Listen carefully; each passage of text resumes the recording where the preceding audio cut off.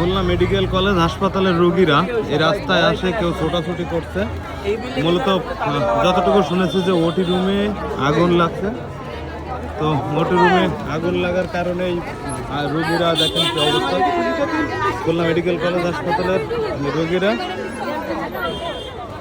এ আপা কি হয়েছে একটু বলেন তো, কি হয়েছে? কি ভয় করে না? কি হয়েছে? কি মূলত কিছু কি হয়েছে? আমি ঘুম থেকে উঠেই শুনতেছি যে আগুন ধরছে। কোন জায়গায় আগুন ধরছে? ওপারে আগুন ধরছে। পিছনের একটা গেট খোলা নাই, আমরা চেষ্টা করতেছি নামার জন্য। কোন জায়গায় একটা গেট খোলা নাই, এই গেটটা তো নামা যাচ্ছে না। কেন গেট খোলা নেই? কেন সম্পূর্ণ গেট আটকানো যায় তো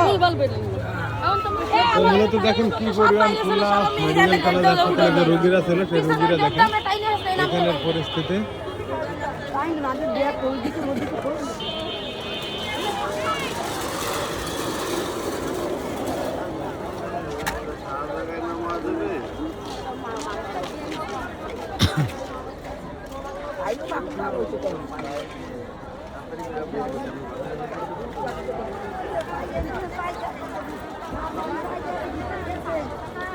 এই হাসপাতালের রোগী, সমস্ত রোগী সব বাইরে চলে আসছে।